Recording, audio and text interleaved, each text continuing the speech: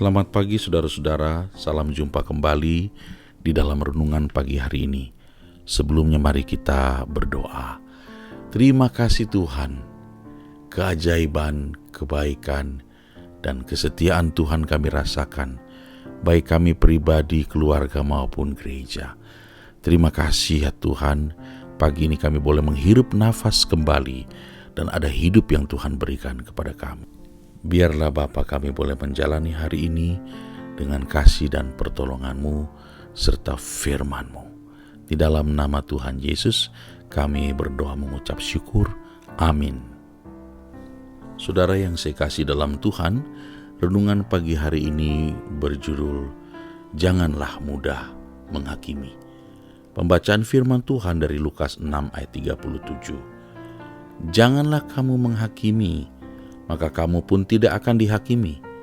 Dan janganlah kamu menghukum, maka kamu pun tidak akan dihukum. Ampunilah, dan kamu akan diampuni. Alkisah, suatu ketika Uskup Potter naik ke kapal ke Eropa, mengarungi Laut Atlantik. Di kapal itu, ia sekamar dengan seorang pria. Mereka saling pandang sejenak, lalu masing-masing pergi ke tempat lain. Setelah puas melihat-lihat kapal, Uskup Potter mencari petugas di kapal itu, dan ia bertanya apakah ia bisa menitipkan arloji emasnya dan barang berharga lainnya di berangkas kapal. Petugas itu menjawab, "Tentu Pak, saya akan menyimpannya untuk Bapak." Uskup berterima kasih, lalu bercerita bahwa ia terpaksa menitipkan barang karena kurang yakin dengan teman sekamarnya. Petugas itu tersenyum dan berkata, "Kebetulan teman sekamar Bapak tadi juga baru ke sini, dan dia juga menitipkan beberapa barang berharganya. Alasannya sama dengan Bapak." Saudara, cerita ini mungkin menemplak kita yang kerap berprasangka pada orang lain. Ya, banyak kita suka curiga dan mudah berprasangka. Padahal kita sendiri tidak suka jika dicurigai dan orang lain berprasangka pada kita, bukan? Kita juga tidak sadar bahwa orang yang kita curigai pun tidak nyaman dengan kecurigaan kita. Kita merasa diri kita orang baik, tapi kita sulit menganggap orang lain baik.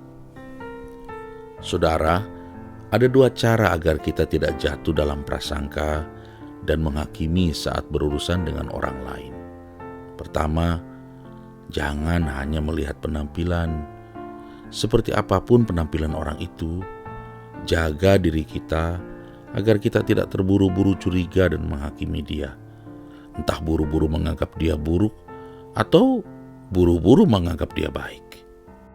Dan yang kedua, berdoalah dan mohonlah hikmat Tuhan agar Tuhan menolong kita supaya kita tidak mudah ditipu orang. Yakobus 1 ayat 5 berkata, "Tetapi apabila di antara kamu ada yang kekurangan hikmat, hendaklah ia memintakannya kepada Allah." Kunci untuk memiliki hikmat ilahi adalah dengan memiliki hubungan yang akrab dengan Tuhan. Karena firman Tuhan berkata, permulaan hikmat adalah takut akan Tuhan, dan mengenal Yang Maha Kudus adalah pengertian. Amsal 9 ayat yang ke-10. Jadi, alih-alih menghakimi dan berprasangka, milikilah kasih, hikmat, dan izinkanlah Roh Kudus memimpin dan memberitahu yang baik untuk kita, sehingga kita tidak salah melangkah dalam berhubungan dengan orang lain. Amin. Mari kita berdoa. Ya Tuhan, karuniakan kepada kami hikmat-Mu, agar kami tidak salah menilai orang, agar kami tidak menghakimi orang. Tuntunlah kami sepanjang hari ini, dalam seluruh kegiatan dan aktivitas kami, dan kami rindu, biarlah segala sesuatu dapat kami kerjakan sebaik-baiknya, dan mendatangkan hasil yang baik pula. Terpujilah nama Tuhan. Di dalam nama Tuhan Yesus kami berdoa. Amin. Selamat beraktivitas saudara. Tuhan memberkati. Shalom.